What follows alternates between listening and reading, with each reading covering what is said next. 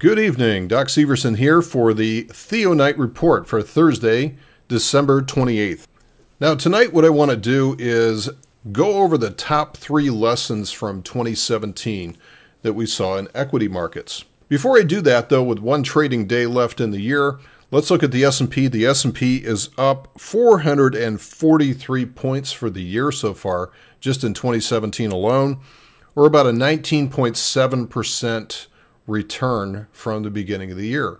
The Dow Jones Industrials notched a gain of just over 5,000 points, or 25.2% gain for 2017. And then switching over to the Nasdaq Composite, the Nasdaq Composite tacked on about 1,578 points, or about 29.1% gain for the year. So pretty astonishing results, even in light of the fact that a lot of this gain came right on the heels of the election. So the election was a game changer, and then that continued into the year. And you can see kind of how this played out, is that we had an extremely strong reaction of short covering right after the election. We had kind of a thick summer here, kind of a choppy summer with a couple of different risk events. And then, of course, as we know, very strong fourth quarter and kind of that parabolic move into the finish here for the year.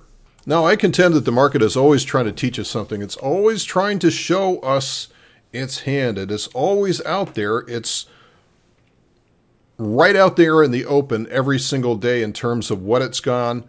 But the problem is our confirmation bias many times prevents us from seeing it. So confirmation bias, I would say, right after the election, I think the assumed conventional wisdom was, oh boy, here we go, wait until the first tweet. And that got us all the way up until, I'd say, sometime in the late spring or so, around April to May or so, when people said, well, wait a minute, nothing has really happened here.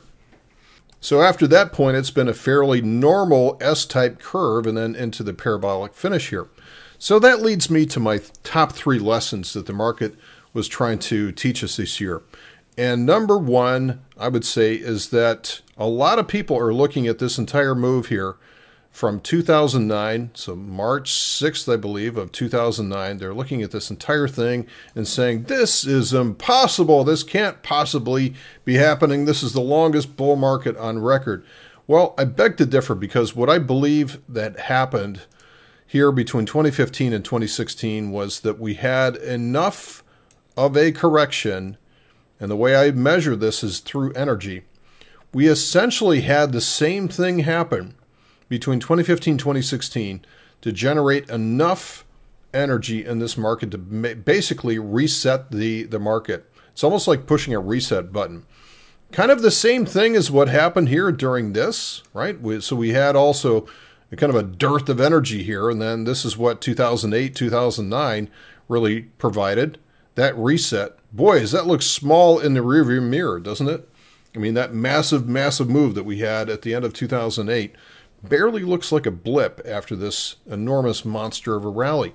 But this is my point here, is that all this choppiness, markets can correct through price, like here, and through time, which is what happened in 2015, 2016. So we had enough volatility, enough choppy action, enough events that scared the pants off of people during that time that felt that we were going to see the market completely top out and drop at that point, and it did not. So all of that negativity got unwound, at least in the first 12 months after that point, and then the election, of course, only served as rocket fuel to allow it to escape, as all that negativity got unwound to the upside.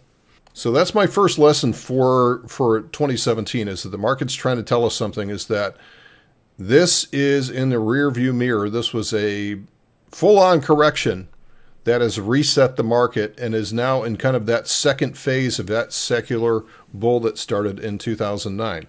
If you want to, you can take it even a step further, and you can say that this whole period back in here was just nothing more than a great big consolidation pattern. And that, as we know, range contraction like this leads to range expansion. So the market's doing almost exactly what it's supposed to be doing right now. It's just not quite in the same manner that everybody's expecting it to. And that leads to my second point here for 2017 that the market's trying to teach us. And that second lesson is that momentum players and algorithms were the main source of alpha in 2017. So momentum players and algorithms. So algorithms don't necessarily care. They don't look at a chart like this and go, wait, it's too extended. We can't possibly buy there. Wait, it's too extended. We can't possibly buy there. Wait, it's too extended. We can't possibly buy there. So algorithms are different from human beings and fund managers that look at this and go, well, I can't possibly bring myself to buy in at the highs. And these machines don't care. All they are looking for is where is the momentum. They can measure the momentum almost on a per second basis. So the money flows into where the momentum's going. And the momentum can go much further than we human beings can really rationalize. And this is why we had moves like this in stocks like Boeing and Caterpillar. I mean, Boeing and Caterpillar, these are ones that just sat there and chopped around for years before they took off. Even Walmart has turned into a nuclear blast to the upside. And then you've got boring financial stocks like American Express. Who'd have thunk it, right? Seeing moves like this. So this is the one dynamic behind how the market operates now. Now, it's not like we've never had algorithms and machine trading before, but right now they're coming to prominence right now because everybody's complaining about how it's difficult to find alpha, and that's because the algos have stepped in and are driving it. So, second lesson for 2017, algos and momentum are driving order flow right now. So that leads me to my third point here, and as you can see right now I have the VIX up, and the VIX has never been lower, rolling around in the gutter, very much like what we saw back in 2007 before it had a wild ride to the upside. So right now risk premia has never really been cheaper. Central banks, the big difference here is central banks since 2010 have taken it upon themselves to use equity markets as the benchmark for wealth instead of the dollar. So this is never more evident than what we saw in 2017. So is it different this time? Am I saying that the game has completely changed? Well, no. I mean, right now, again, there's no risk out there. It's complete complacency. And people don't see the need to really hedge, or every dip is being bought just because they know that the Fed has got this market backstopped. That will not continue. But this is what we saw here in 2017. So regardless, I think just about every day, everybody came to the market with the expectation that this thing was going to crater, and it did not. Every single day, 252 days, for the most part, we closed higher. So is it different this time? Does that mean in 2018 we can just forget about risk and just buy long at the highs and start selling put credit spreads underneath everything, assuming that we'll never get run over again? No, I don't think so. I don't think it's different this time.